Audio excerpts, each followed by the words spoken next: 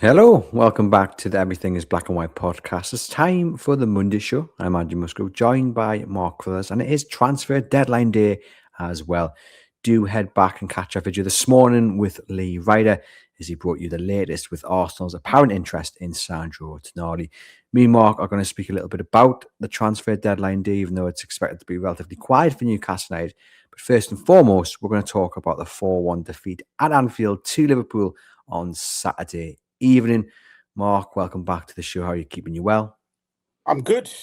Yeah, pretty disappointing weekend all round, really. Had the disappointment of an under-21s game being postponed on Friday night. We're set to play Wolves, but that fell victim to a waterlogged pitch about an hour before kickoff. And then, well, we'll leave all the talk of Saturday night until now, I guess.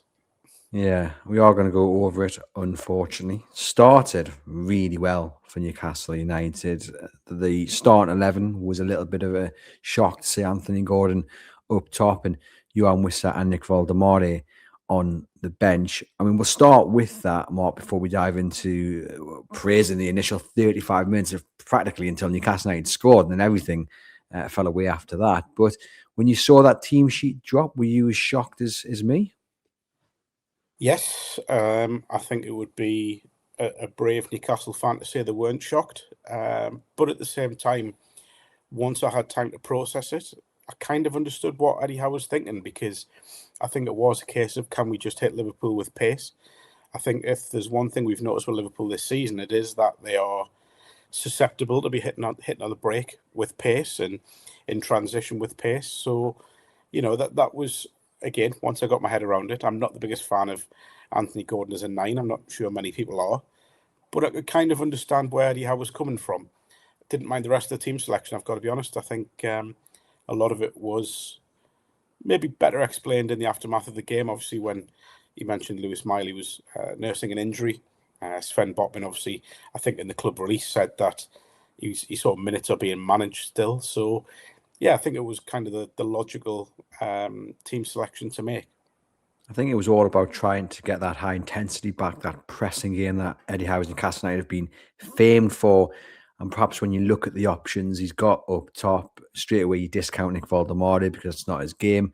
Young Wissa tries, but a bit like Miley and Botman, maybe the managing minutes. So then it leads you to Anthony Gordon. And of course, you have got options on the wings, even if the majority of them are out of form. That being said, and as well as it worked up until they scored, Anthony Gordon getting the goal, finally getting a goal in open play, hallelujah, and it was a great finish as well from him. As the game went on, Newcastle United were very, very open, and prior to the game, we had Paul Gorse from the Liverpool Echo explain the best way to get at Newcastle and get at Liverpool, and it was exactly the way teams have got it at Newcastle. Sit back, absorb, apply the low block and hit on the counter. And Newcastle did that in stages, but at the same time, they were open. And that, to me, seemed a little bit of a mistake. I think Eddie Howe was backing on his forward talent and taking the chances, which is fantastic. And we all said, let's have a go at Liverpool. They've run, and we wanted them to see have a go, and they did. But did they have too much of a go, if that makes sense? Yeah, I get where you're coming from. I just feel I'm not sure Newcastle are good enough to just sit in and repel Liverpool for 90 minutes. I think they had to go and have a go. Yeah, again, I get where you're coming from, that maybe it was just a little bit too much, but I almost felt as if maybe Newcastle's best chance was to make it a bit of a basketball match and, allow Liverpool to come onto them just to open up the gaps to try and expose them. Look, it could have been a very different game, and had Harvey Barnes put that free kick in, even things would have changed dramatically, I think. But it's all coulda, woulda, shoulda, really, isn't it? I think the top and bottom of it is Newcastle defensively just allowed Liverpool to score easy goals. I think they didn't have to work for those goals. It's not the first time we've said that this season about Newcastle. The second one in particular, I realise we're going to come on to them. The second one in particular really frustrated me. Just felt completely avoidable. And, I've repeated this many times this season. It's game management. When Newcastle conceded, they immediately looked susceptible to conceding again, and sure enough, they did. And it is fine margins. Barnes scores that free kick. Gordon gets the second, which he nearly went close to after opening the scoring. And we are maybe looking at a totally different result and outcome. But at the same time, we're at this stage of the season where we can't be living on what could have been. We're living on what has been and what has come and gone. And unfortunately, Newcastle United have lost on the road again, having taken the lead. 16 points now from winning positions, and that is a massive issue. Their away form, not just this season, but actually over the last 50 odd games, massive issue. And we're coming to the business end of the season. Thankfully, the table is still pretty close and pretty tight. It's only going to take a short run of games and wins to be within the chat for Champions League football. But that changes week to week, and Newcastle are currently 10th. So for all the positives, I think the bigger picture in terms of final position in the league table at the end of the season is one that is particularly worrying. In terms of Anthony Gordon, obviously he gets the goal that we've all waited for a long time. Hopefully that'll be the start of things to come.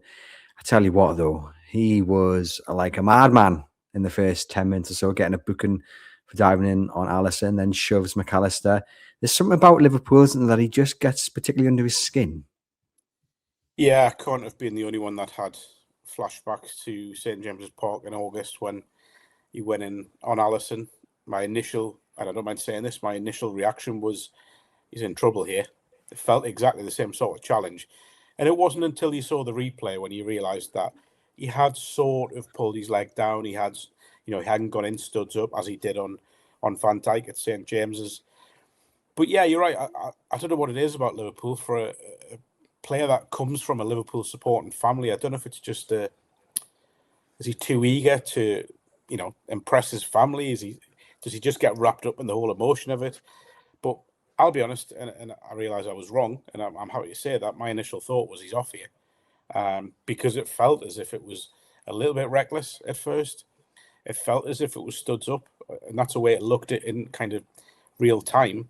But yeah, as I say, I was wrong. It wasn't. I saw the replay, and it was definitely yellow. But you're right. I mean, there is this side of him, particularly when he plays Liverpool, where you just worry that he's going to go off the edge. But I will say this in his defence, that I think a lot of the best players in the world throughout the last 20, 25 years, they do play on the edge. And that's not me calling Anthony Gordon one of the best players in the world by any stretch of the imagination, but the best players do. They have this occasional tendency to go over the line and go too far.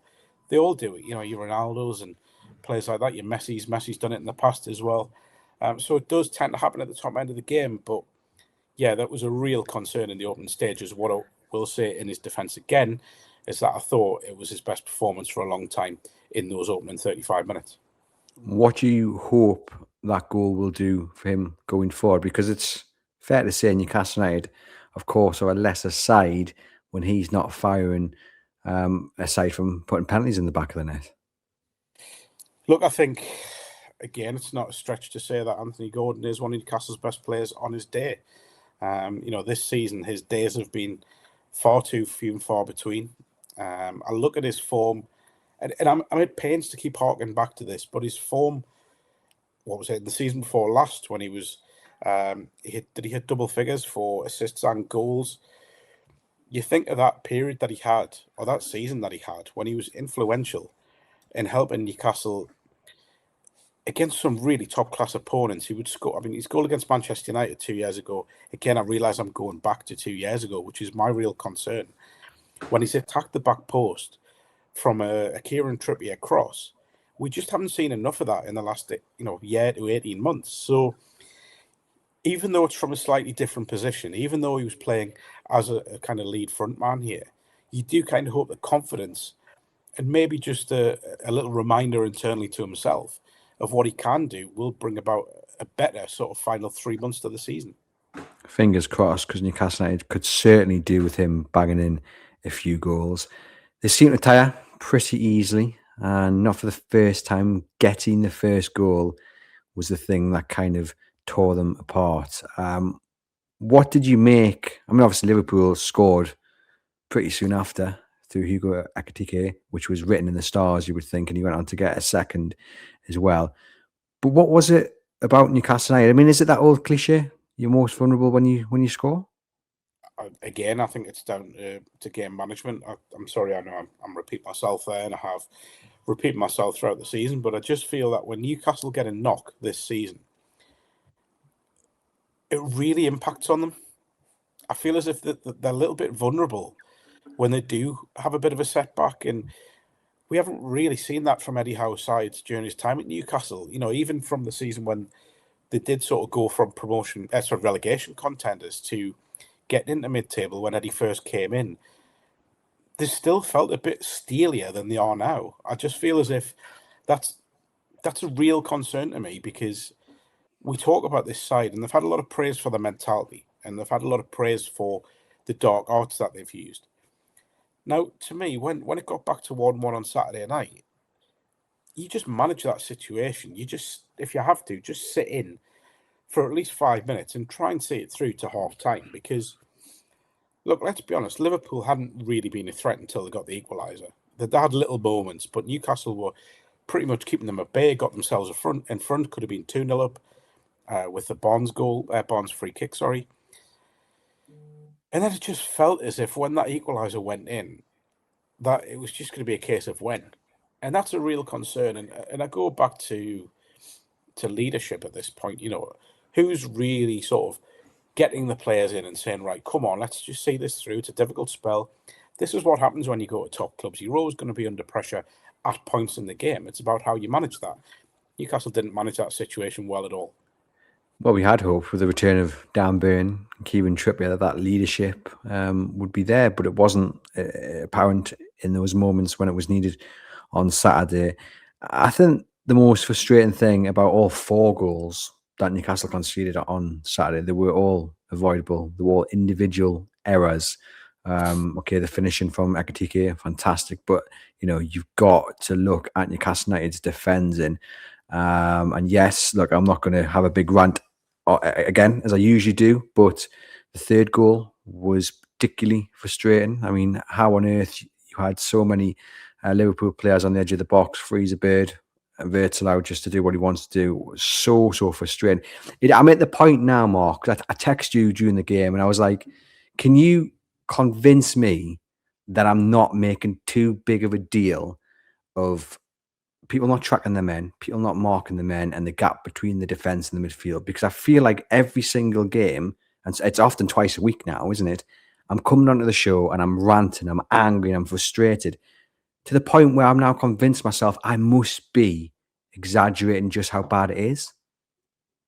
We could probably pause the show here and go back to several episodes of the Monday show and pick out little bits where both of us have said this about not tracking runners.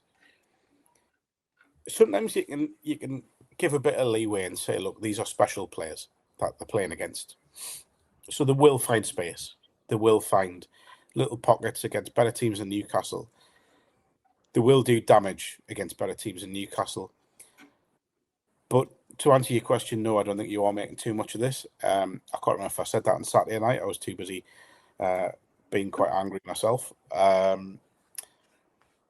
It's annoying because it's just the basics again. It's the not tracking runners. It's the not making life difficult for opposition. I feel as if Newcastle this season, across the whole season from day one, have really had to work hard for their goals.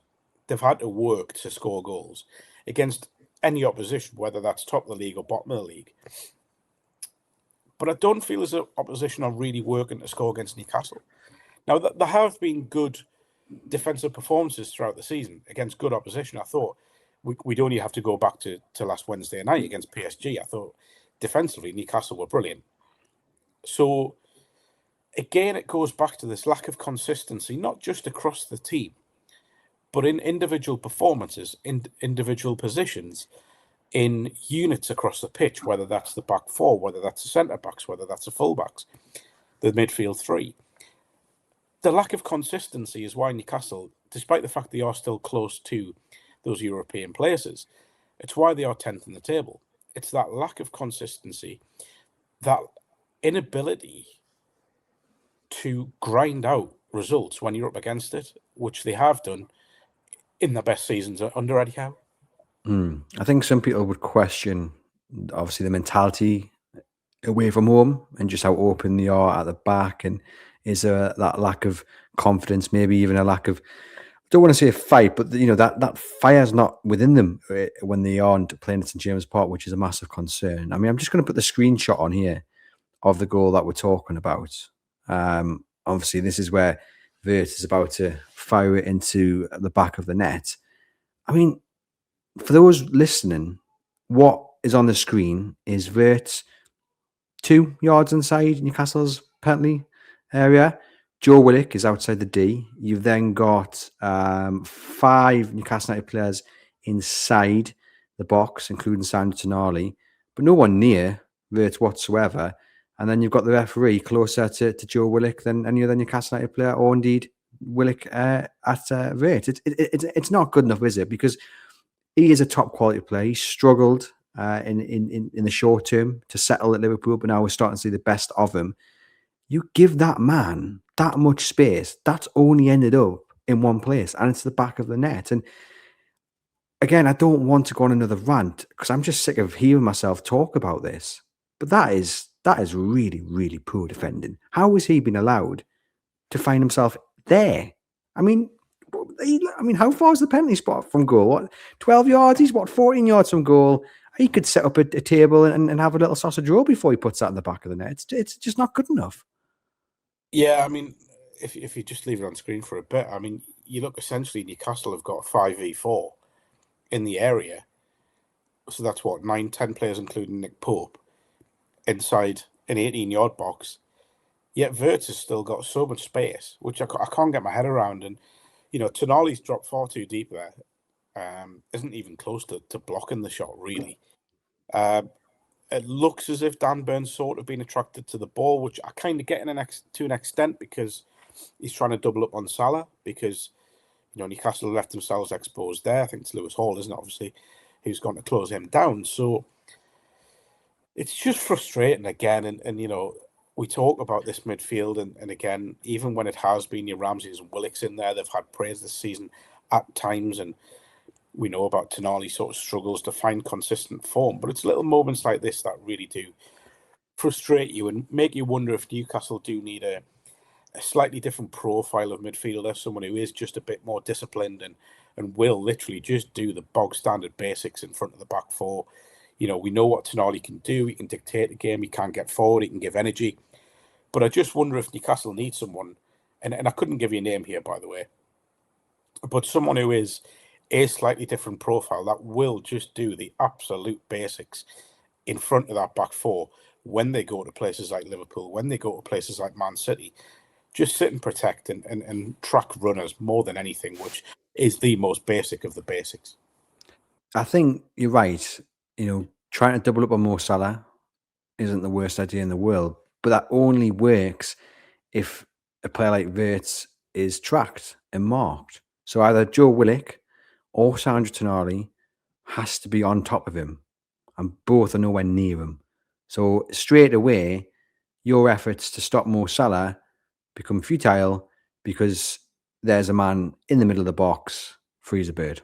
It is basics. It's schoolboy. I don't think it's down to Eddie Howe, as we said before. I think it's down to the players kind of just looking over their shoulder and following a man and being vocal. If you're passing them on, let someone else know. And what is Sandro Tonali doing there on the edge of the 6-yard box? Questionable. Of course, look, it's a screenshot. And yes, if you play the full video, things might become more apparent. But in this moment of when that ball is going to come to Vert's feet, he's got far too much space. And you can look at the first 2 goals as well. I think too many people follow the ball, and then Vert is allowed to dance through, and Ekitike obviously finishes in the back of the net. Okay, I don't think that's there's a glaring errors in that, but again, I think it's avoidable. Second goal, it's a ball over the top, and I'm not really sure what Malik Chow's doing, if I'm being brutally honest with you. He's standing off a man with pace. He's obviously trying to keep him out wide, but given that he's nowhere near the touchline, it's a bit of a pointless exercise, really, because in that instance, keeping him out wide, he's literally just on the edge of the box anyway. So, he's got a sight of goal, and then he tries to kind of shoulder him off. It's a really bizarre bit of defending. And Malik Chow has been a breath of fresh air. He's been absolutely brilliant.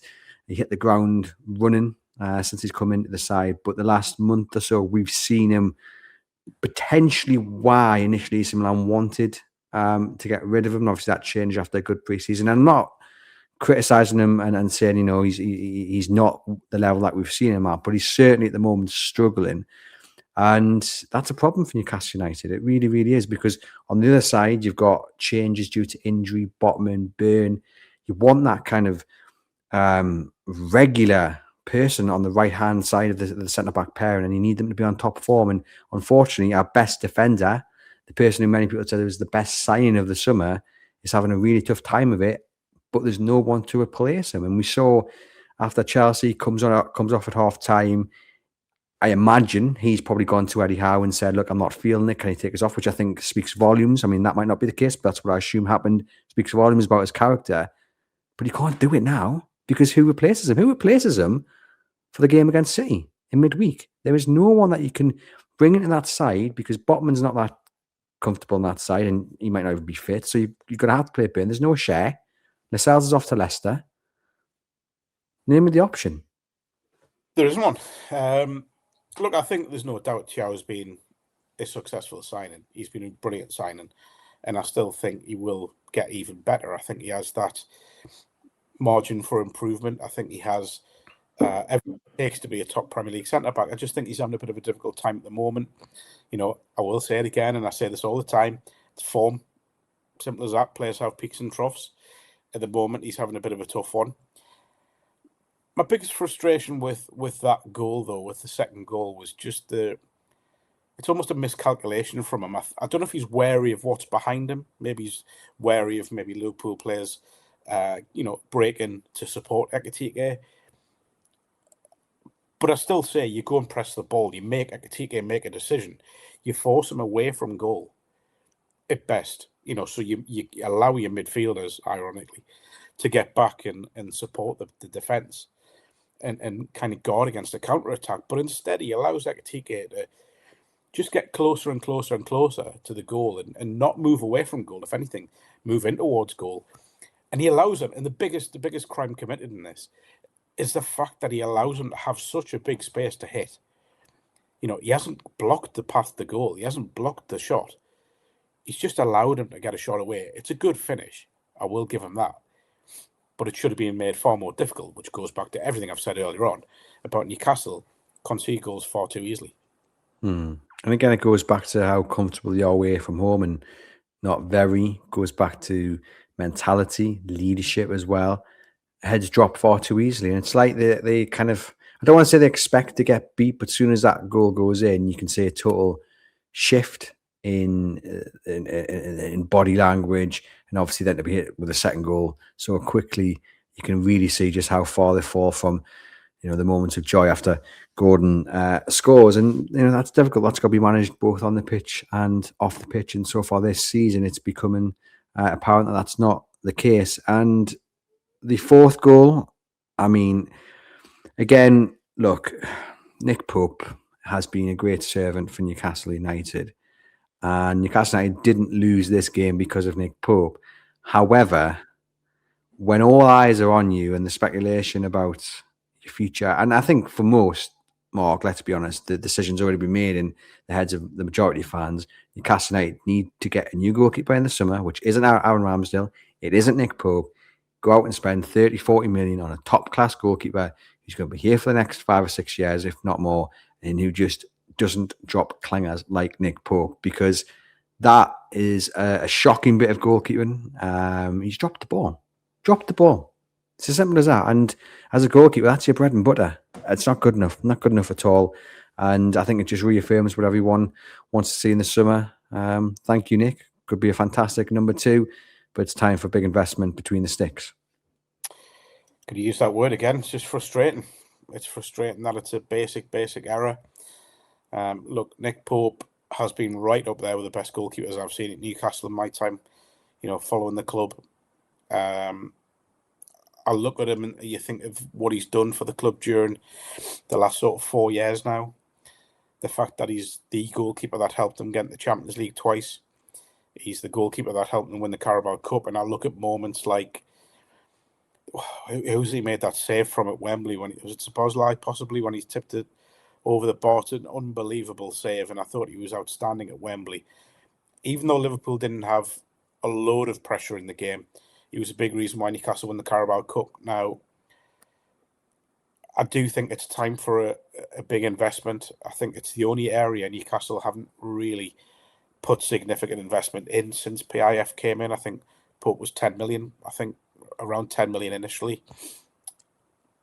I think now is the time to go and try and get a top goalkeeper, because no club is successful without one. I just feel as if it's, I talk about this a lot, don't I, about the timing feels right. You know, we mentioned people earlier like Kieran Trippier in terms of the timing kind of feels right that his time at the club is now drawing to a close.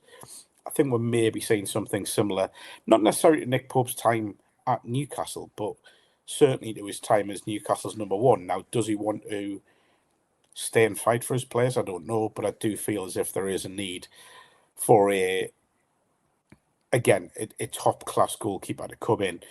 I do wonder if there's something in the talk about Diego Costa at Porto. He's been linked several occasions to Newcastle. We know they're looking at leagues that are maybe beyond the top 3 or 4 in Europe for goalkeepers. They were obviously linked with Chevalier from who's now at Paris Saint-Germain. They were linked with him before he went to PSG.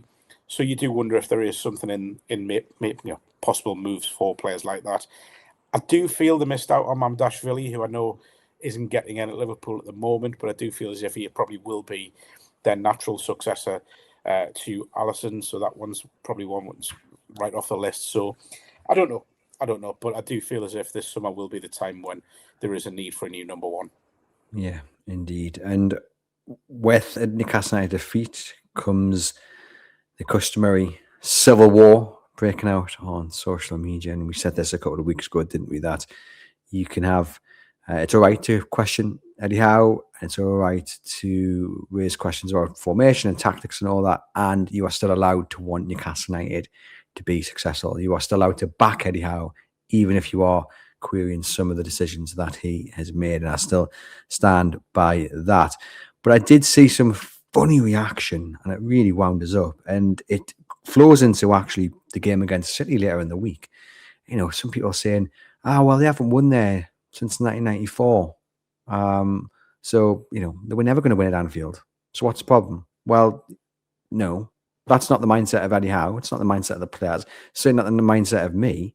You know, this is a Liverpool side who hadn't won in the Premier League in 2026, who were drawn to Burnley, drawn to Leeds at Anfield, vulnerable, injuries in key positions, are going through a transition period of themselves, but one that is impacting them more because of the expectation on Arne Slot and Liverpool. Like, just know, like, what on earth what kind of mindset is that? And I think that's what we're seeing over recent weeks and over recent months. And again, everyone's entitled to their opinion. That's fine. I'm not saying you're not. I just don't agree with some of the stuff I've seen. We are seeing, I think, a divide within the fan base, really, on the mindset. You know, people are saying, we were never going to win over 2 legs against Man City. Oh, well, brilliant. Then what's the point of rocking up? Fantastic. Play the kids on Wednesday. No. Can't go to Anfield and win because we haven't done that in 30 years. What kind of mindset is that? You know, if Newcastle United want to be an elite football club, then everybody, fans, players, manager, board, have to be on the same level when it comes to thinking big and comes about having confidence and self-belief, because that's half the battle. It really annoyed me, some comments that I saw about, well, it's fine. It's Liverpool at Anfield. Tomorrow's Sunday at the time of losing. Newcastle can't afford to write off games now this season, because if they are serious about getting back into Europe, if they are serious about getting back to the Champions League, they've got to make the most of every single game between now and the end of the season. Simple as that. You know, they can't take anything for granted at home. And 2, they can't just write off games away. Oh, we'll go to Man City, it doesn't matter. We'll never win there. Let's just, try and not get beat heavily. That's kind of the mentality of a newly promoted club. Can we go to Man City, Liverpool? Can we go then? Can we put up a good fight? I said this earlier in the season, and you've just said it there. If Newcastle want to be an elite club, then the mentality has to change in games like that. Now, I don't think Newcastle went there on Saturday with that mentality. I don't think they went there with the mentality of let's just have a good go. They did go with the mentality. I think the team selection proved that, of let's go and have a go. Let's see if we can get something here. We believe we can win this game. And I firmly believe they did think that. The actions of the first 35 minutes certainly showed that, because they had Liverpool 4 parts on the back foot. They gave them some nervous moments. My concern is it's not the overall mentality, it's the mentality during certain parts in the game. Again, I go back to, and I'm sorry, I really am repeating myself, but I go back to the game management situation and where is the mentality of just getting everyone in together and saying, lads, we just need to see this rough period out, get half-time at 1-1, and then go again second half. I did think they started that badly in the second half, but it always felt as if when Liverpool would get the third. And it is a concern, but yeah, I think there is a mentality shift needed. You thought it would have come on the back of finally getting that trophy in the cabinet and, progressing in the Champions League. And weirdly, I think Newcastle's mentality in the Champions League's been brilliant. They went to PSG and really looked like a kind of, I'm not going to say an equal, but they looked as if they believed they belonged on that stage. They were excellent against Barcelona, who are probably the best team in Europe at the moment. They looked, even though I realize they lost the game, but they looked as if they believed they could get something against one of the, if not the biggest club in world football. So I don't think it's an overall mentality. It's just kind of game situations where they need to just manage that thought process a little bit better. Yeah. And also, like I say, it comes with the belief from the fans as well, because they will feel it from the terraces to the pitch. Everyone in unison is what we need. Just briefly then, before we do start talking about transfers, Mark, any problem with Eddie Howe waiting until the 73rd minute to introduce Wissa and Valdemar to the pitch? So at that point, yes, I thought there was a need for a change. But I think when you look at what happened in the aftermath of the subs, I thought Newcastle regressed when those substitutes were made. I thought they looked less of a threat when those subs were made. So I think it's obviously easy with hindsight, isn't it, to say this? We're not the ones on the touchline being made to make those, or paid to make those decisions even. I thought he waited too long at the time. But again, in hindsight, I think there possibly was an argument, but as long as the kind of front threes fitness levels were still high, to have just kept with them and allowed them to continue trying to do what they were doing. But I just thought Valdemar looked a little bit lost when he come on. I thought he gave up possession far too easily. Got robbed of possession in midfield a couple of times. Wissa, don't really remember him doing anything of note, if I'm honest. So it was kind of frustrating. Jacob Murphy didn't really have the impact he normally has. But he is kind of still finding his way back towards full fitness, we should say that as well. So, yeah, I think at the time, as I say, I did consider it to be a little bit too late to make changes, but I think Eddie was maybe sensing that, there was still an opportunity to try and do something on the break at that point. Let us know in the comments your thoughts on the decision to bring Valdemar and Wissa on later on in the game. Just a reminder, this episode is sponsored by NordVPN. You can click the link in the podcast description box to get yourself a discounted offer exclusive to our listeners and viewers of the Everything is Black and White podcast. No risk with a 30-day money-back guarantee. One subscription can be used across 10 devices. And if you're browsing on public Wi-Fi, then it's the perfect thing to keep yourself safe. So do click the link on the podcast description box and take advantage of the offer. So Sanders Tonali to Arsenal, that was a report that came out this morning. As I said, go back and check what Lee Ryder had to say on that. We'll just write that one off straight away. Jamal Lascelles to Leicester, looks like that's going to happen as well. Fantastic servant to Newcastle United. We'll be doing a special on him when that deal does go through. I'm more interested, Mark, on your thoughts on Hayden Hackney. Nottingham Forest in the last few moments at the time of recording have had a bid rejected for Hayden Hackney. Newcastle United have scouted him this season. I mentioned him back in the summer as one that I think Newcastle could get under the radar, one who doesn't necessarily grab the headlines, one who wouldn't cost all that much, but someone who I think has got the potential to go at the very top, but also in the short term is a building block to having a bigger and better squad. like I say, captain of Borough. They're flying high, going for promotion. Interesting Forest have gone from now. I don't think Newcastle United in the next few hours are going to go from. I don't think they'll bring anyone in and spend any cash at all. But what I would like to see, if they are serious in the interest in him, why not make a cheeky little bid for the summer? You know, the possibility of making a bid, say, whatever Borough are asking, let's say it's 30 million. And then there's an added on bit to that deal if they get promoted. You know, we'll give you an extra 7 million, what have you. You know, okay, that's a 40 million pound player for someone who's never played in the Premier League to memory. But this is the market. It's a little bit crazy. But what I want to see is Newcastle being proactive. I get not spending in January because it takes away from what you can do in the summer, even though there's a need to do it now. But you're trying to keep your options open for the summer. And yes, we don't know about Champions League football or European football, and that may impact things. But they've always said, like, actually, things don't really shift in terms of who they target, regardless of what competition they're in. So why not be proactive now and start making deals like Liverpool have done for this young defender from France, and get these deals sorted. So when the window opens in the summer, you can hit the ground running, get Eddie Howe what he likes. That's to get the players in early, and we can go off into pre-season with a smile. I agree that I think Hayden Hackney would be a good sign for any Premier League club.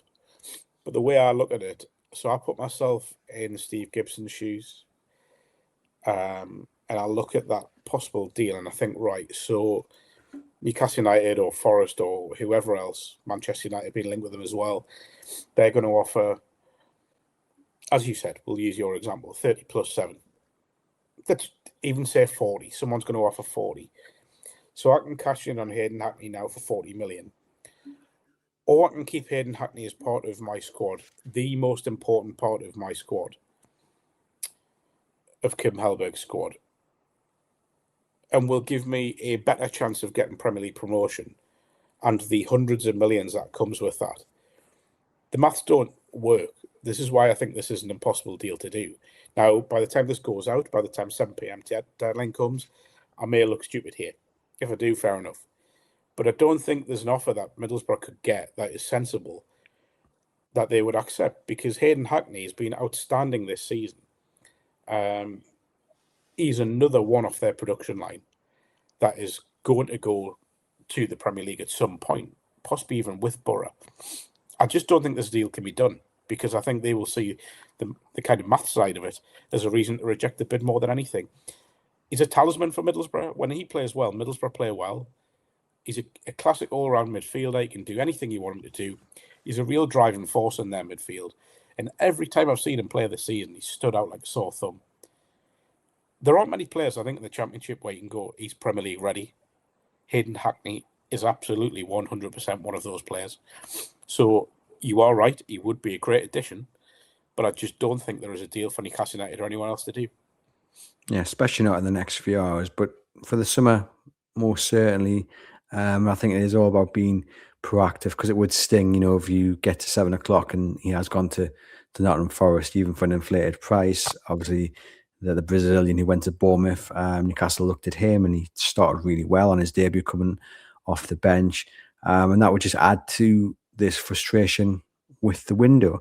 And especially when you look at, as you mentioned earlier in the show, injuries or not injuries, concerns with Botman and Miley. Newcastle are already down to the bare bones, and the need for reinforcements is so apparent. But Newcastle United, on the face of it, seem to be gambling that they've got enough to get through to the summer, and with that in mind, they are gambling that they've got enough to get back into Europe with the current squad. It's a gamble. It's a risk, Mark. I mean, do you understand the approach from Newcastle this window? Yes, to a degree, because I think the only way a deal gets done in the next, you can probably see the clock just over my shoulder there, the next 7 hours. I think the only way a deal gets done is if it's a long-term one, and I think Eddie Howe said this, hasn't he, that if something presented itself in the final hours of the window where Newcastle United can make a signing that's for the next 5 years, not the next 6 months, or 4 months, sorry, then they may well do it if it's financially viable. But I do wonder if there is a degree of keeping the powder dry until the summer. And we've spoken about this privately, and I've got no problem saying that I do wonder if Newcastle are sort of keeping the powder dry for the summer. January is a difficult window, and I realise I'm repeating stuff that frustrates people here, but it is. Prices become inflated. You rarely get value for money in these windows. I just don't think anything's presented itself in Newcastle that they look at and go, that player can improve us for the next 5 years. If that's the case, then you'd rather they didn't move for someone than bring in someone who 6 months down the line is going to be a mistake or is going to be moved on. So even loans and stuff like that, I'm not sure they're a big fan of loan deals, unless it's a loan with a view to a permanent, or a loan with a a mandatory sort of permanent deal there. Well, I know you guys will want some hope that something could happen, but I think we're all accepting that other than an exit for Jamal Lascelles and maybe some loan deals for some of the youngsters, nothing is going to happen for Newcastle United in this January transfer. Never say never. You never know. You never know. But it is looking unlikely. I think everyone fit. They probably have got enough to get through. It's going to take a bit of luck. It's obviously going to take a bit of form together as well. But fingers crossed they can get players back and keep them fit. Because if they do that, they've got a decent enough squad. And then it's about players gelling. It's about players clicking. And look, if Anthony Elanga suddenly clicks over the next 3 months and Valdemora finds that goal-scoring touch again, then we're laughing, aren't we? We're absolutely laughing. But it is going to require a little bit of hope and possibly blind faith. Big thanks to Mark for popping on and providing the insight into that defeat at Liverpool and what remains of the January transfer window. Check out the match preview ahead of the semi-final second leg against Man City. That'll be with John Gibson later this evening. In the meantime, look after yourselves. Head over to chroniclelive.co.uk for all the latest Newcastle United news.